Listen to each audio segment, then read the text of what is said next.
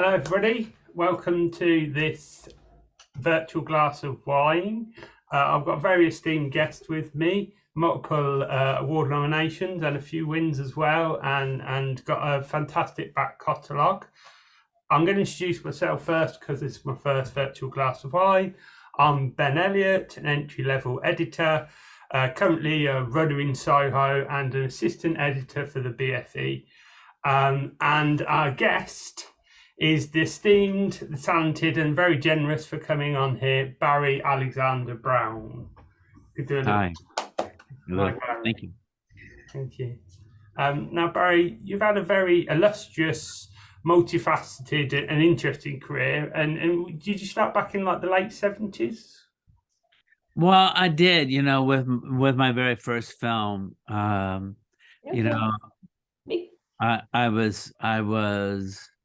I was young and couldn't get a job in movies anywhere, and met somebody who was trying to make a documentary about the anti-Vietnam War movement that had happened 10 years before in the 60s, and we ended up making it together. That's where I really learned about editing. I didn't take an editing credit because I just thought I'm not really an editor. We had a part-time editor, Chuck France. This is on the job of editing. The War at Home. The War at Home. The War at Home was the name of the film. Yeah. And so, basically it was my film school. It was my college and my film school because, that's how old I was, I should have been going to college, but I had this chance to make a movie, and I did it, and then the film came out, and it's and it came out pretty good, it did well. Can you just I'm pretty much gobsmacked that because I thought we were going to have I was going to ask you about how you got into it, and there was going to be sort of 7 to 10 years of doing little projects and everything like that leading up to your Oscar nominated and I think brilliant. But aren't we supposed to do this clink of a glass? Yeah. I've got this rosé here. I'm in Provence at the moment. So cheers. For me, ending up in, I wanted to make movies, and I knew that that's all I really wanted to do was work in movies, but even finally becoming an editor, with Spike Lee and with Mira Nair, even that was on some level not planned. On the documentary, I was watching it all through, having watched quite a lot of your work with Spike Lee, and I was just, you had to have edited it in my head, and then on the credits you didn't even credit yourself. I didn't because I don't know, I just thought I'm taking a co-producer, co-director credit, and am I really going to take an editor credit too? And I don't know, I just couldn't bring myself to do it. Although in truth, I cut more of the film than Chuck did. But Chuck was instrumental, pivotal in getting the film made, because there was so much that he taught me about editing, that I don't know, I just felt it was right to do that. But yeah, you're right, I didn't take a credit, So when I watched that documentary, then The War at Home, I felt like I'd watched a movie. Like I was that emotionally grabbed by it, and the way the action and the pacing kept me on the edge of my seat. But also at the end, I felt like I knew more about the anti-Vietnam movement than I would have from most documentaries, and that's sort of something I see going through some of your other work, like in Malcolm X, where you led into it with the Rodney King footage, and then it goes into almost like, it felt almost like a music hall, when the dance, where it did become a musical. Definitely Spike loves musicals. You know, I quite frankly, I love musicals as well. I mean, that's one of the things that drew the two of us together early on, was that we both love musicals. Not that we're really known for stuff like that, but it's true. We both love it, you know. And so, you know, for Spike, I think whenever he gets a chance to be able to have a musical scene in a film, I mean, that's just heaven for him, you know. There was somebody, and it's a great editor that I've now blanked on, and this, you know, and he wrote the book. Oh my God, even the book I'm blanking out on. When the filming stops. Rings a bell. Yeah, and I'm sorry, I've gone blank. And he called me to say about that scene in Malcolm X. He said, completely worthless, absolutely brilliant. In it, you were doing something that really surprised me when you were jumping from the wide shots, like you often do. I don't know whether they were. I'm not going to ask you to answer this, but whether Denzel did all of his dancing, but the wide shot, which allows for that. But the close-ups you're going to were like there, and you're expecting something much, you know, lower down, and the way that intensity of zooming in and out is again something which I've seen in your work. I was wondering how aware you were of that, or if you see it. Yeah, I don't know how aware I am of any of this stuff. But a lot of it is just how it feels to me when I'm in the midst of editing, you know. And yeah, Denzel did all of his dancing, you know, and you know, Spike was there. He has a pretty big part in that dance sequence too. But yeah, both of them did all of their own dancing, but really, I mean, they had these incredible dancers as well. And you know, it was I think for me, the biggest challenge in that scene was the geography. I somehow felt that the geography was really important, you know, for the scene. And I was constantly sort of aware of, am I losing people? Do we not know where we are? And I'm not so sure the geography. I saw the film last November on the 30th anniversary, and I hadn't seen it since. And as I was watching that scene, you know, it came back to me like, wow, you know, 30 years ago, you were so concerned about that. Did that really ever matter? I don't think it ever really mattered, you know. Oh, that's really interesting. I mean, the sound on that as well Right. That seemed to help. Yeah. Everything was your orientation, and that brings me on to something else, that your sound editing, the way you link that to your picture, is sort of, I think, really strong, and the way it builds up to dramatic points. And I noticed that you did some pop videos, music videos. It says on Wikipedia, is that correct? Some music videos. I mean, certainly, I'm not known as a music video editor, you know. But they were with some pretty big names. Oh yeah, Michael Jackson, you know.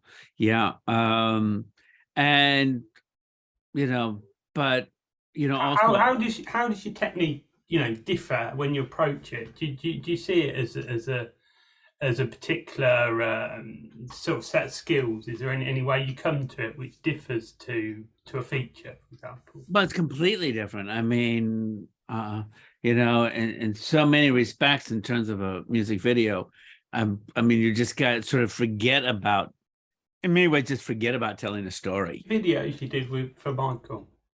2 videos. Did you say 2? Yeah. Which ones were they? Please? I mean, they were both for the same song. It was called "They Don't Really Care About Us."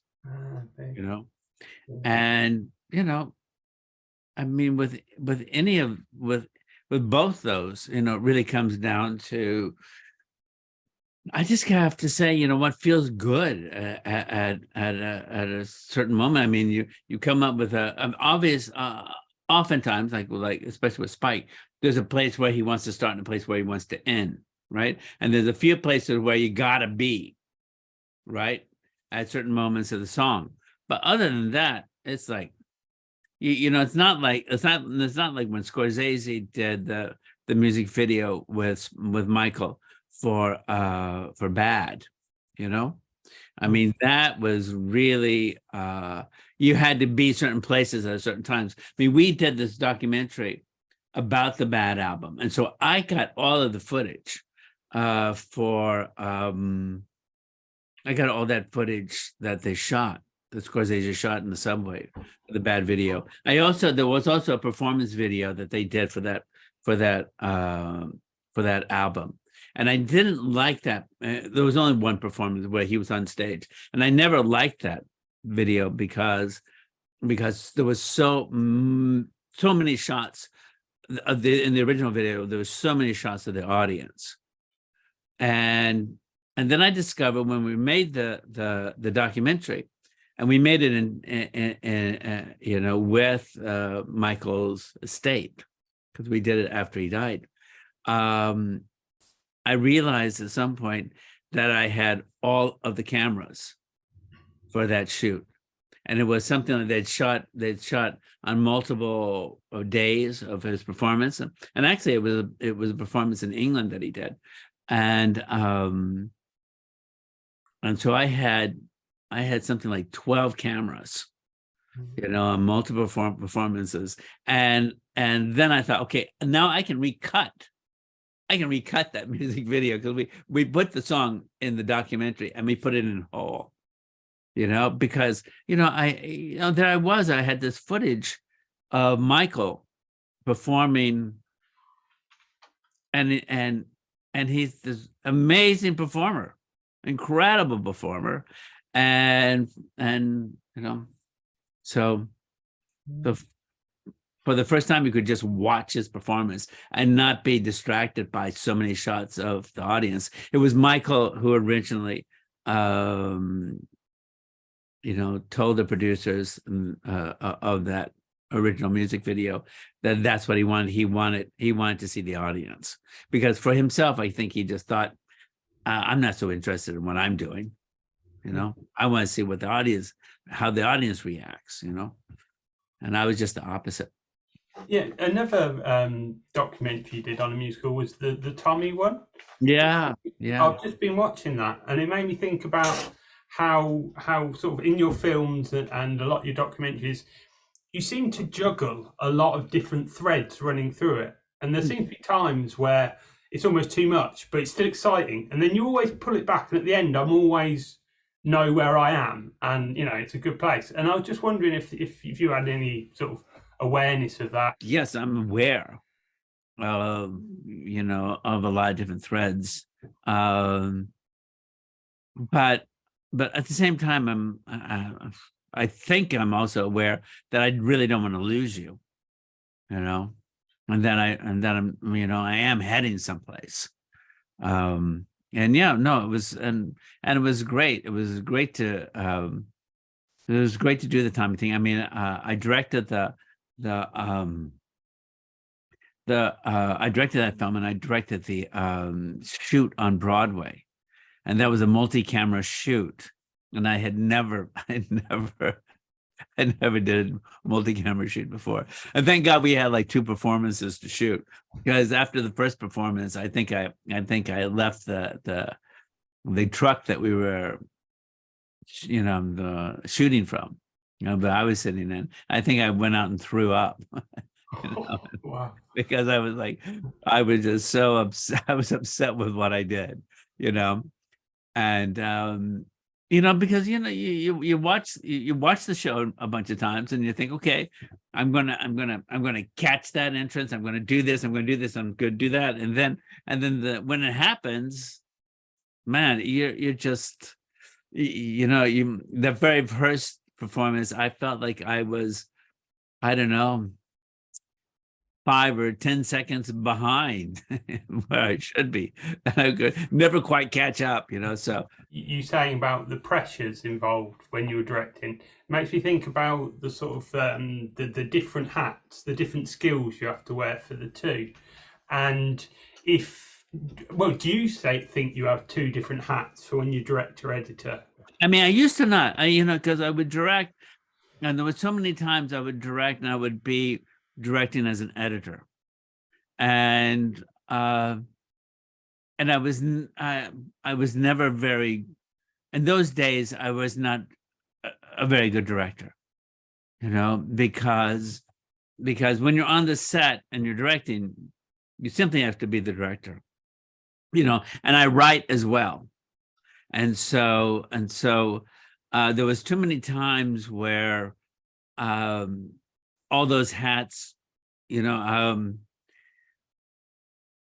weren't separate, and then on my last film, Son of the South, I think I finally became a director, and I also, before that film, it was very hard for me to edit a film that I had directed or anything that I directed. And with Son of the South, I really went in with a very clear idea as a writer, and then as a director, and then as an editor, and I could approach the film after I had shot it really as an editor, and I had never ever been able to do that. I was always crippled by my own criticism of what I did as a director, rather than, as we all know, I mean, as an editor, and you're in the editing room, well, this is what you got, right? This is what you have. So, I mean, that's what you got to make work, Yeah. And you can't sit there and say, well, if this had only come in like this or this or that or that, who cares? Yeah. Nobody cares. I mean, the audience isn't going to say, oh, yeah, okay, I understand. You had a hardship here. Well, no, audiences don't care. They don't want to hear you. They don't want to hear that. And they're never going to hear it anyways. So actually, I had a great time on Son of the South, because as the director, I wasn't so married to the script, even though I wrote it. If actors had said to me, well, it says in the script, I said, don't tell me about what it says in the script. And also, we had a lot of problems, as most films do. And I found that as all my years of editing, really set me up to be able to deal with problems very, very quickly. And it was not dealing with them in the sense of, okay, I will fix this later. No, we're going to fix it now. I know what we have to do to get the basic thing down that I would think in my mind that the editor is going to need in the editing room, not me particularly, but it was going to be me. But that's not how I thought. It's a great gift to have so many years behind myself as an editor to be able to deal with the problems that fall on you. It fell on me as a director. And you were able, like the hat thing, just totally and utterly to switch between the places. Completely, and it was great. It was great. I love the film. I was a little. What can I say? I need to watch it again because I still have a bit of a grudge against you for the fact that the first half I couldn't engage because I felt sure that, spoiler alert for anybody, I felt sure that he was going to have an untimely demise. But then it worked on me, and I so loved the part after we learn he doesn't, and I learned so much, put me in the right headspace. So yeah, brilliant film. But the first hour or so was quite harrowing. Yeah. Okay. Funny enough is that Bob Zellner, the real Bob Zellner, is actually an extra in that scene. Oh wow. Brilliant. I don't know how to pronounce. You could probably help me with the pronunciation. Miranaya, is it? Miranaya, yeah. Miranaya, yeah. Also, I just wanted to say I'm actually sitting in my editing room right now. Okay. Thanks, Barry. I mean, it's a tent that I have here in Provence, and there it is, you know.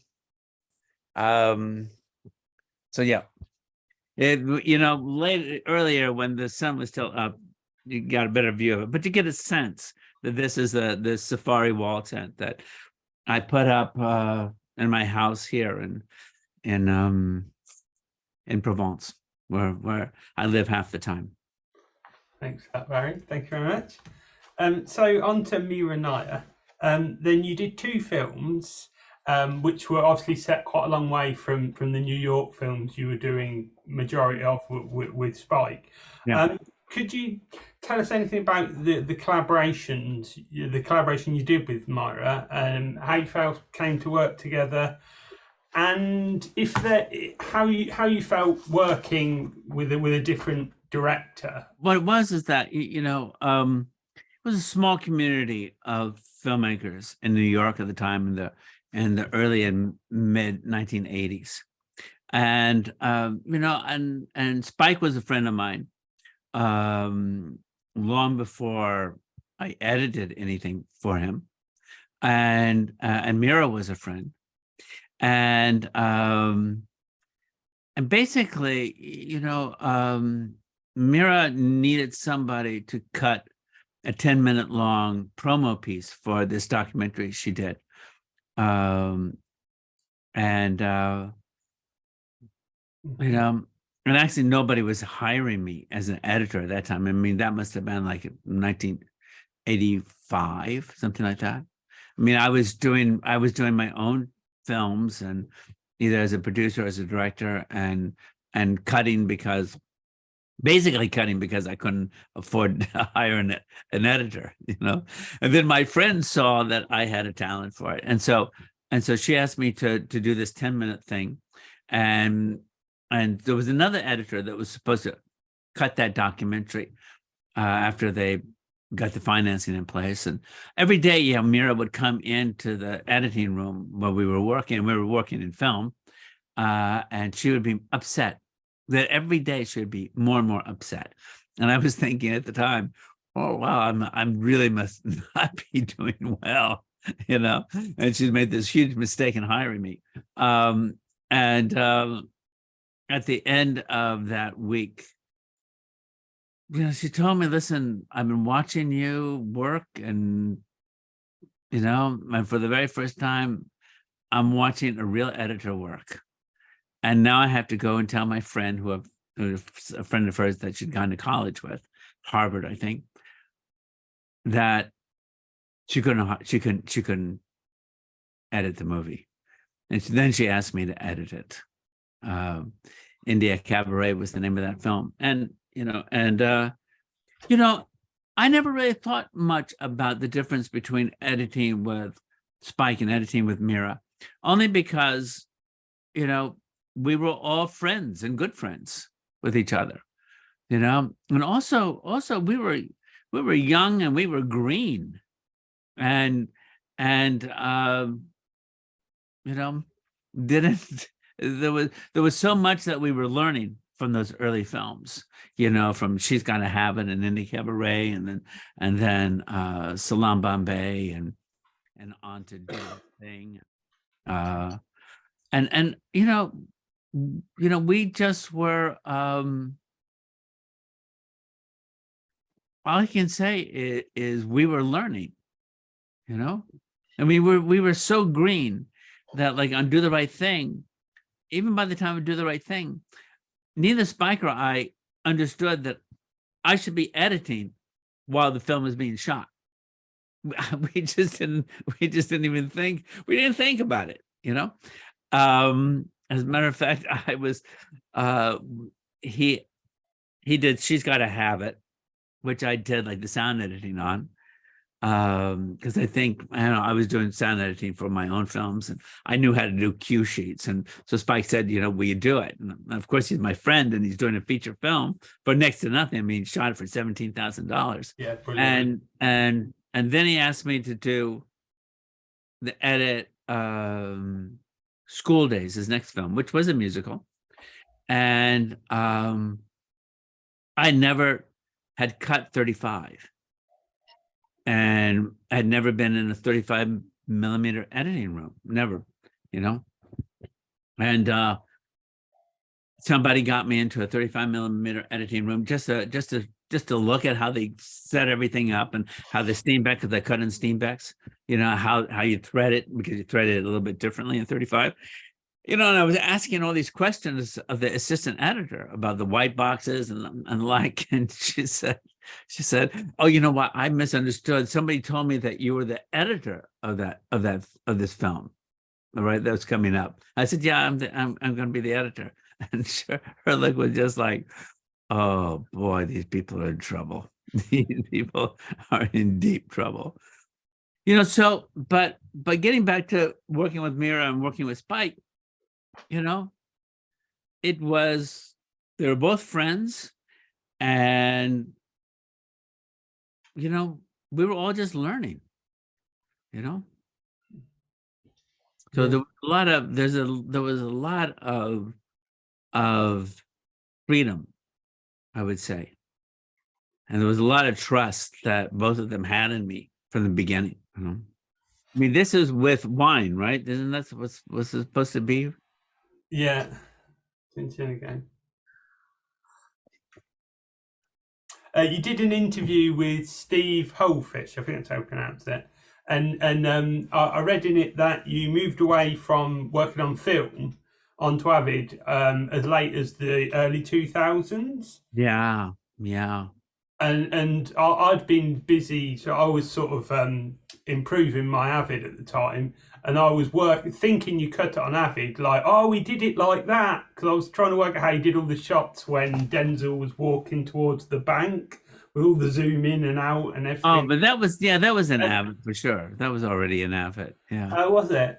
Yeah. I mean, I think Inside Man was 2005 or 2006. Can you tell us anything about the period you transitioned? But Malcolm X, we had a very similar shot in Malcolm X, you know, where he arrives at the Avalon Ballroom. In that as well, you were doing the jump shots and the double takes and so many other tricks. I'll call them, because I can't think of another word. I mean, how many of those sort of came out of your working relationship with Spike? It started on the very first film, on She's Gotta Have It, and quite frankly, it started as a joke. He had one scene and he edited She's Gotta Have It. And he had one scene that he just couldn't make work. And then he said, can you do something here?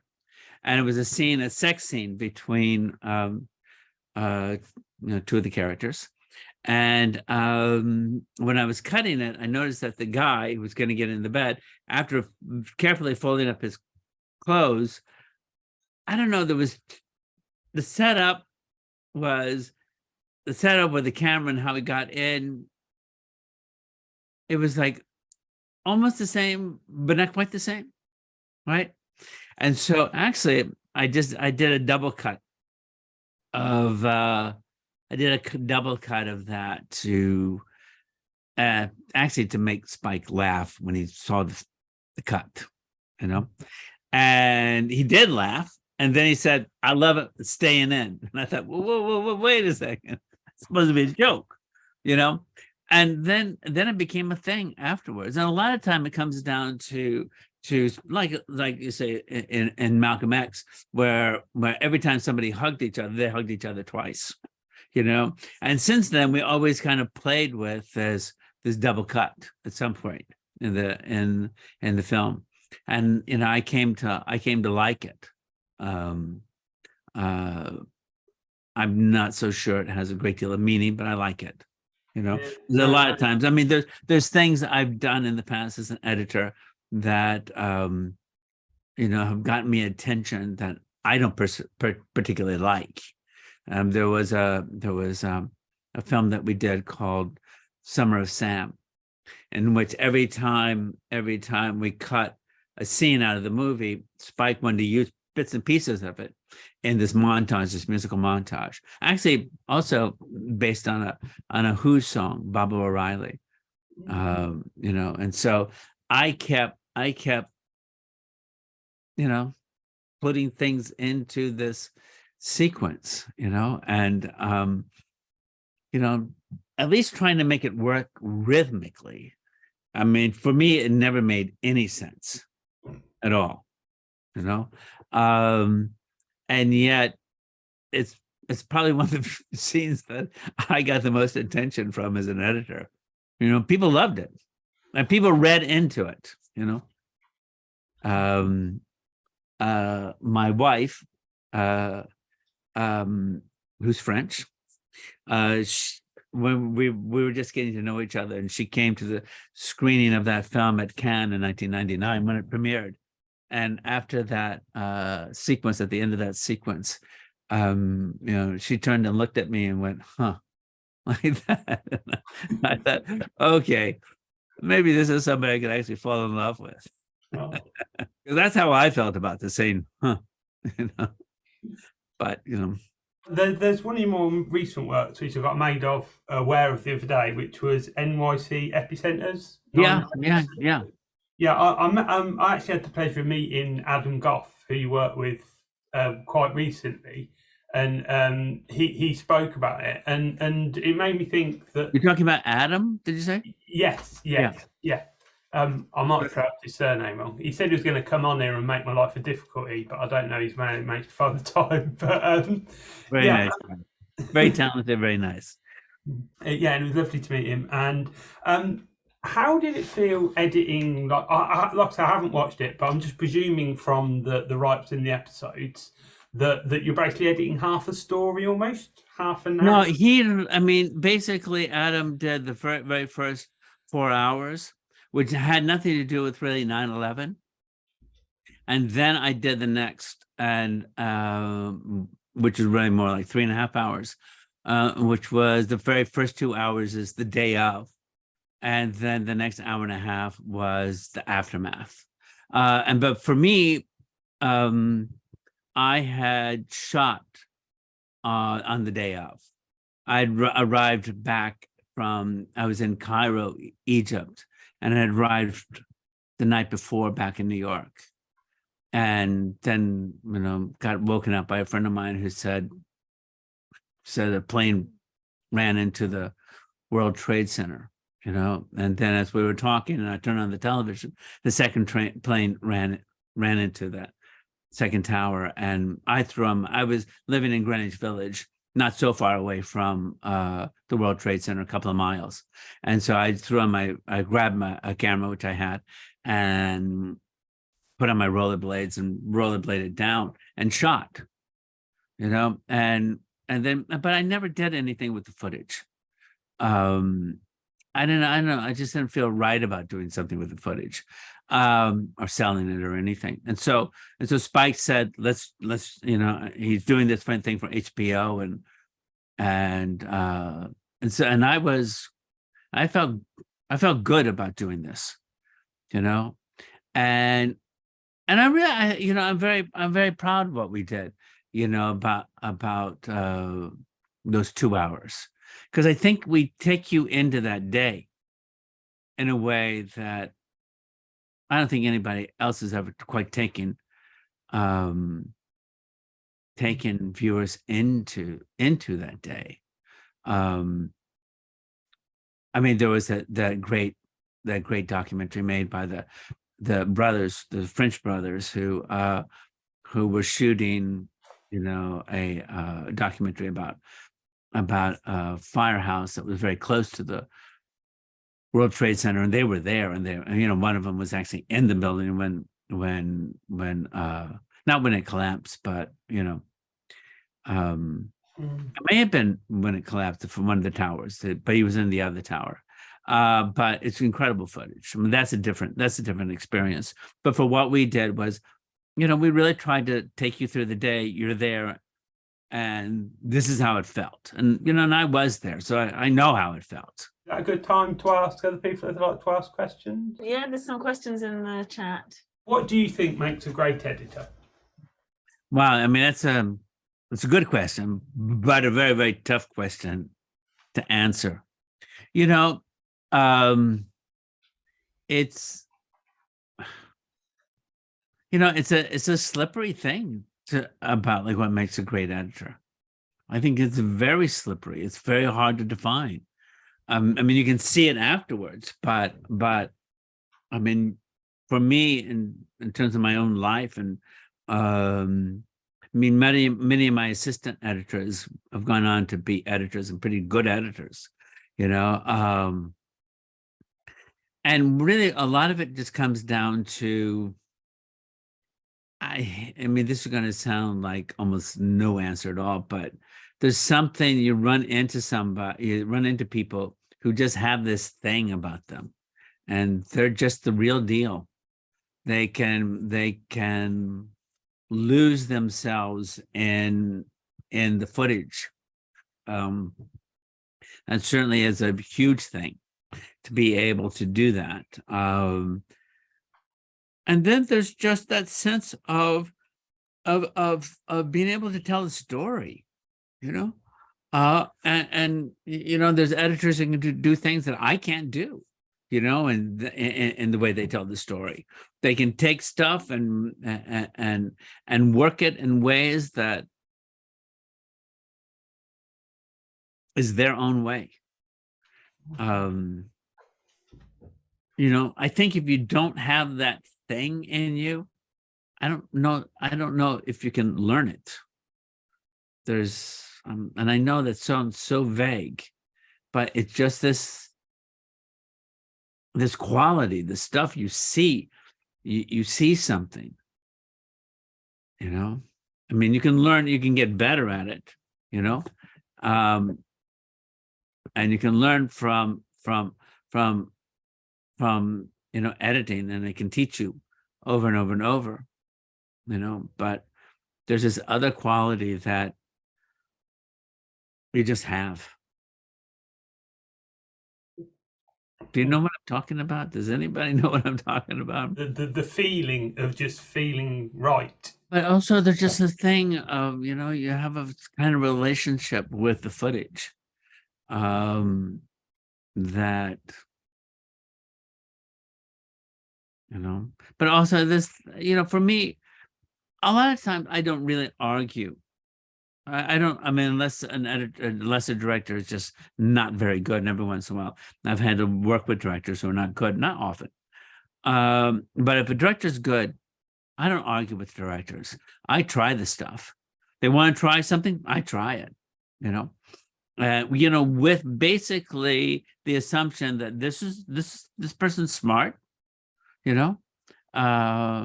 If it doesn't work, you know, we'll probably see that it doesn't work, you know. But try it.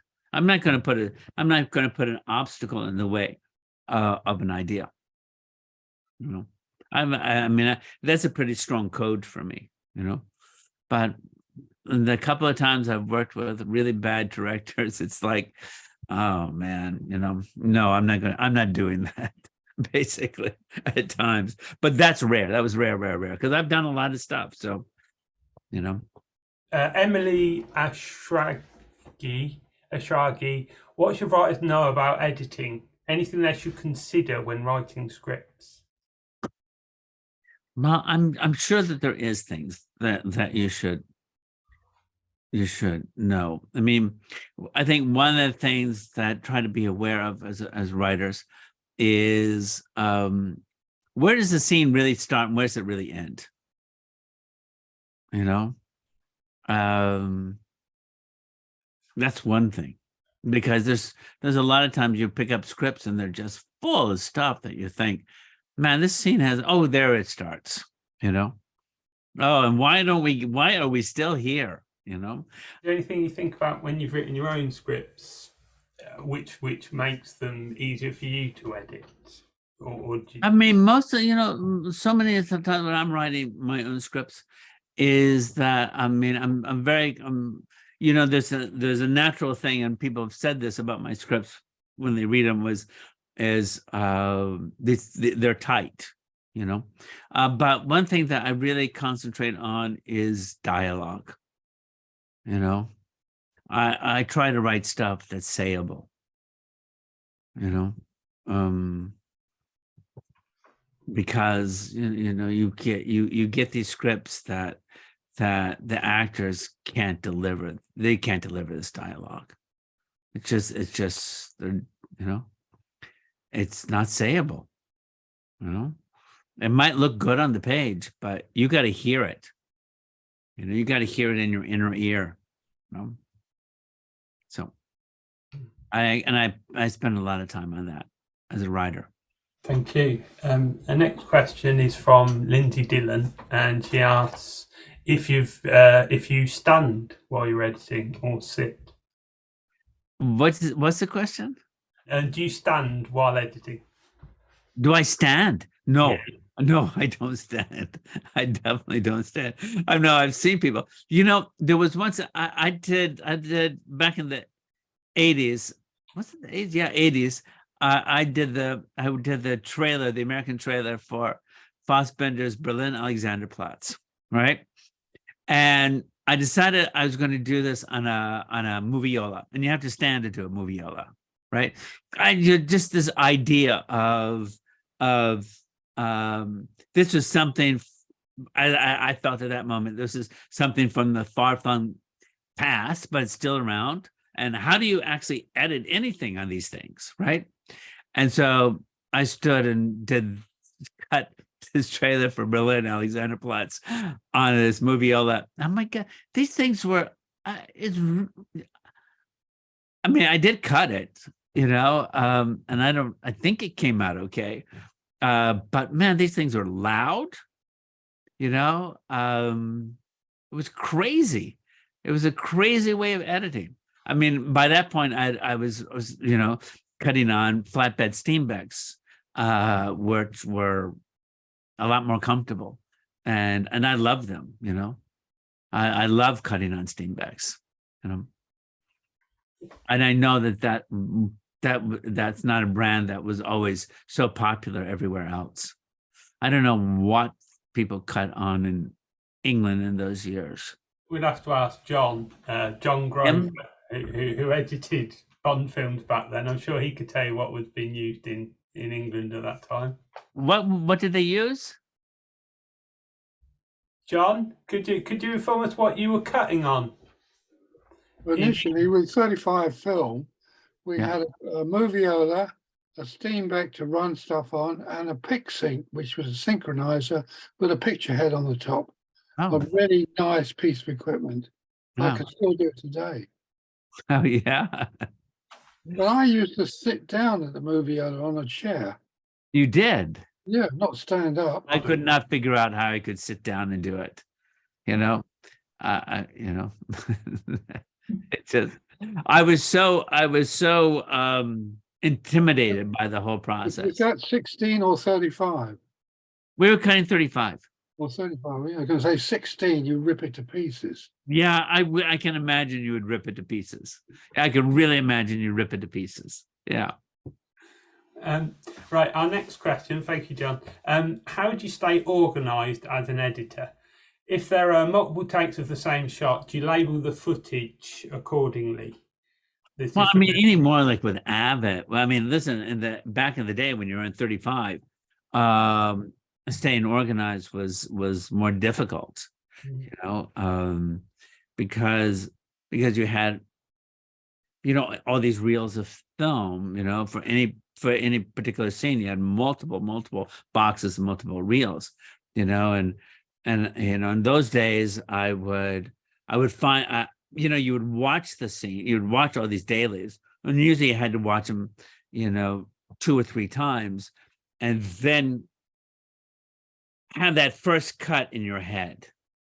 I think John probably knows what I'm talking about, right? You have that first cut in your head, and that's what you go after. Actually, it has served me well, even with the Avid, is that I watch stuff and I cut it's never the right cut, but you get it down, So even now I cut in my head first. And anyways, in terms of Avids or that's why I cut on. Listen, I have assistant editors that get everything organized for me, and then just it's so easy now. I mean, you hit this one button and it's match cut, and then you go, then you hit another button, you go back to the bin, and it's like, oh, okay, I got 5 other takes of this. Let me look at them, right? I mean, simple, Back in the days when I was cutting in film, you couldn't talk to me in those days. I mean, because I had everything in my head, and I would have rolls of film all over the editing room, at places where I wanted to cut from. So if you talk to me, it'd be like a house of cards that could just all crumble. So you definitely couldn't talk to me. And I had this incredible assistant editor who went on to be an editor and a teacher, professor, Leander Sales. And man, we were in this editing room that had a big sort of glass wall and glass door, so he could actually see people as they were approaching the room. And as they came close, he would go like that, like, don't take another step further. And then people would take a step, and he would say, turn around, go back, because he knew, like, for me, you constantly had to keep everything in your head. And it was lots and lots of, in any one scene, there was lots and lots and lots of stuff that was up there.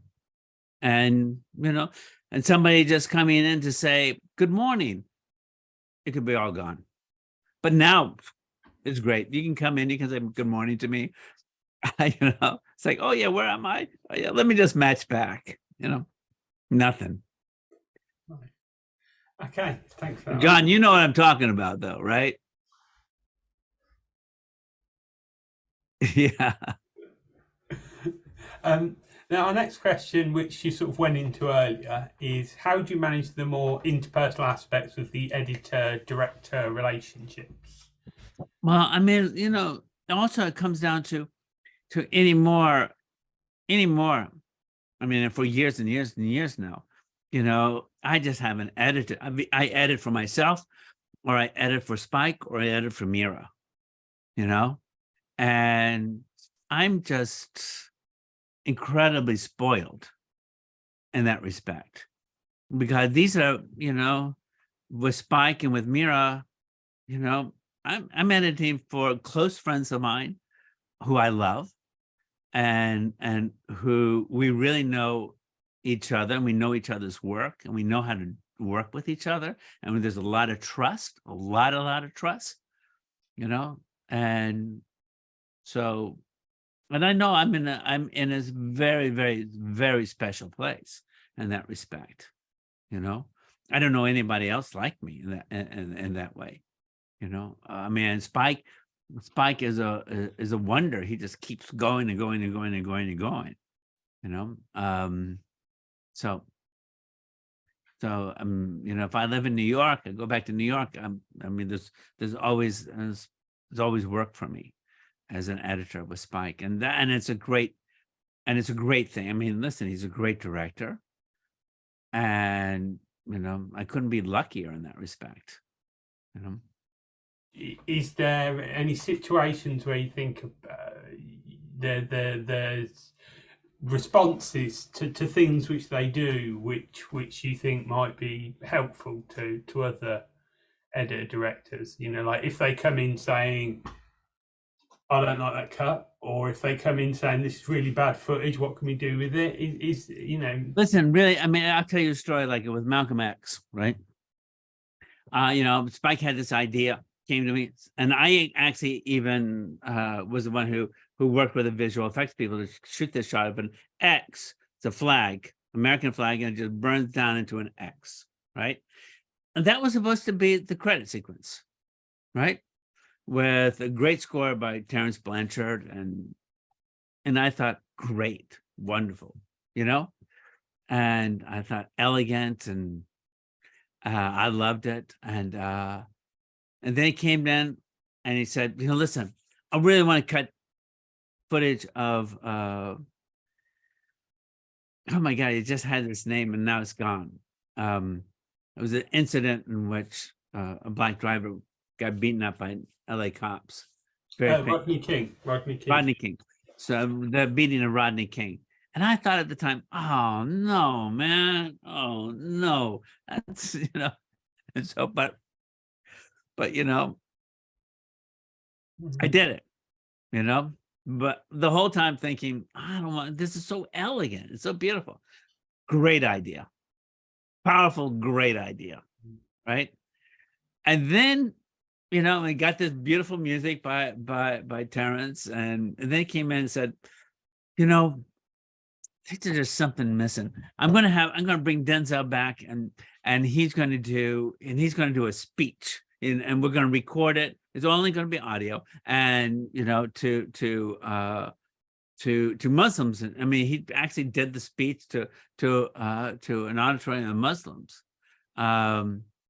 And again, I just thought, oh no, no. I've made this thing work, please let's not do this, right? But did you say that to him when you're thinking it, or did you? No, I don't say it. I think I say it to myself, but recorded it with Denzel, and all these elements coming to, it's Spike had a feel for it, and then I had to make it work, and Spike wasn't sitting over my shoulder, as I was editing it. He brought it in and said, try it, do this, and he has tweaks later, but tweaks, and but it's a great opening of Malcolm X. It's great. And if it had been up to me, it would have been just that flag running down into an X, Thank God it wasn't just up to me. Yeah, we've got quite a few more questions. Would you be able to spare another 10 minutes? Yeah, of course. I mean, I still have wine, right? Brilliant. Chin chin again. Sure. So the next one, which is jumping out at me, is, can you speak about length of time of shots, like how long to stay on a person's face, how long, when do you do a longer hold, when do you do shorter cuts? And funny enough, it links to something me that I said earlier about how you have lots of different threads running, and also you have so many different paces of threads going at the same time. And how do you decide which you're adopting at different times in it, which you're using? I mean, I think it's a feel. You just have to feel for it, and sometimes it comes down to, like, if you're dealing with a scene, I think this was about I think it was on Do the Right Thing. This idea hit me of, wait a second, whose scene is this? Because somebody might have more dialogue, but really it's the other person's scene, how the dialogue is affecting them. But all of this is just by feel. For me, it definitely is just all by feel. I know that there's certain people. I was once on a panel with Thelma Schoonmaker and Sam Pollard, and they both talked about editing in this way that I had never thought about it. Like looking at other films, like the film that you're about to edit, and basically a much more of intellectual process. And for me, it's really not intellectual. It's feel. How does it feel to me? Really, how does it feel? So I mean, and again, it's not very helpful in terms of a guideline, but that's all I have, And sometimes, as getting back to what I started here, is wait a second, whose moment is this? Whose moment? Because sometimes you want to be on the person who is reacting, not having not delivering any dialogue, but the dialogue is being delivered to them, because sometimes that's their moment, You talking about doing a lot of things through feel, leads into this question by Matt Felstead, and he says, "It sounds like you just went straight into editing without any training, as you told us. Do you look back and think, well, do you think that it would have affected your style or your process if you'd gone through what is now a more usual process of learning, taking? It was not it wasn't like it wasn't then either. I mean, it was a very usual process that people were assistant editors, I mean, apprentice editors, and then assistants, and then, associate and co-editors and editors, right? It wasn't a matter of that. It was nobody wanted to hire me to do anything. I mean, I knocked on a lot of doors. I mean, I was young, I was 17 years old when I moved to New York. And I came from Montgomery, Alabama, and people were like, "Who are you?" Well, this is who I am. And it was just a matter of, I didn't have a choice. Nobody wanted me, it didn't, and so I really just didn't ever have a choice. If I wanted to do it, I had to simply do it, and quite frankly, at the time, everybody in my family and all of my friends just thought I had lost my mind, and they tried to, a lot of people tried to talk me out of doing that first film and working on it. And they just thought I was foolish, but we ran into that many times. I mean, as you said, The War at Home came out, and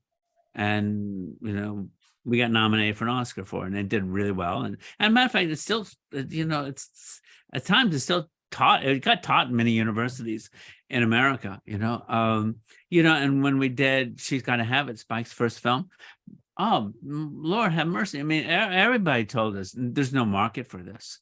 When we did Mira Nair's film, Salam Bombay, that won the Camera d'Or at Cannes, again, it was, people came along and said, "Wait a second, what are you doing? You're making a feature film that's in Hindi, and you think if this is a film that's going to be for the world, And that was 1988, I guess, 87, 88. And people just said, you're, I don't know, what you think you're doing, but this is, this is ridiculous. There's no Hindi films that come, Hindi language films that come out and people see it all over the world. Maybe in India, yes, but those, it has to be a musical. You're not even doing a musical. So, I just didn't really have the, I don't know what, even if I had the choice to, somebody said, you can be an assistant editor and then you can be an editor. I mean, I can't even imagine it because there was nobody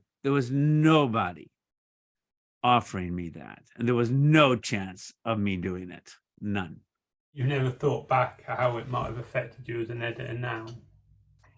There was so much, I have to say that there's so much that that I learned from novels in terms of story.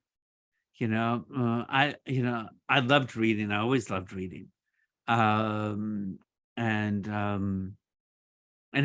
think as I mentioned before everybody came on, I'm in the midst of finishing a trilogy that will be published next year. Beginning, the first book will be published next year.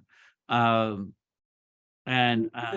always loved novels, and I tried to learn from, as you read, as I read, I tried to learn from, how are they telling this story? And there's a rhythm in writing, and there's a rhythm in writing that is the rhythm in editing, the rhythm in music too. Mm-hmm. I'm a voracious reader, so even at that time, going back, and I'm talking about 40 years ago, going back over 40 years ago, with The War at Home. A lot of what I brought into that film was from just being a reader and constantly trying to figure out, what are these great writers doing? What are they doing? How are they building a sentence? How are they building a paragraph? How do they build a chapter? And there was a lot of that, a lot of my thinking about it. I mean, again, all of this is on my own, and me thinking about this all by myself, but for me, a lot of that, I tried to bring into editing, and I think I have, I mean, it's hard to describe to people that you take what great writers are doing, whether it's Thackeray or James Baldwin or Alexander Dumas or Tolstoy. You're reading their stuff, and so much of it, even though it's beautifully constructed sentences, part of the beauty of it is the rhythm that they have found. Our next question, which I'll go to, is that Thelma Schoonmaker once mentioned that working almost exclusively with Martin Scorsese, she's cut almost every genre of film, from comedy to drama and horror. And your career with Spike seems similar in that respect. What are the challenges / benefits of moving across genres? Do you have preferred genres you like to work in? I have no preferred genres. I mean, I love Westerns, but nobody makes Westerns anymore. I actually, there was a chance I had to do a film with Michael Mann. At the same time, this company called Rockstar Video that did this video called Red Dead Redemption wanted to do a half-hour Western from the interstitial scenes and come up with other things. And I took the job because it was a Western. My agent thought, "Are you crazy?" But I thought, I think it's the only time I'll ever get a chance to do a Western. But no, I think it's, I know that there's a lot of people who think of the different genres as well, and I've heard people talk about this, well, wait a second, has this editor ever done action? And quite frankly, I think, I look at the stuff that this editor has done, for instance, and I think, this is a terrific editor. Why don't you think they can do action? And I had a mentor at the time that we were doing The War at Home, a great documentary director named Emil D'Antonio, who is really in many ways the father of modern American documentaries.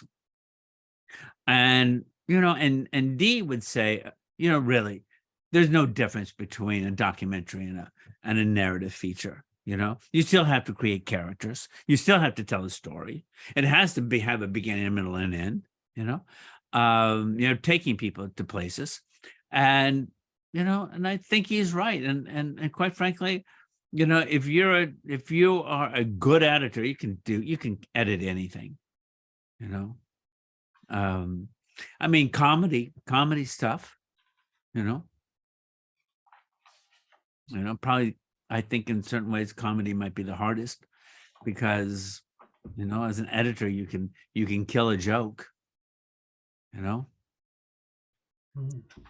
but I've edited comedies and try not to kill it. I try not to kill a joke.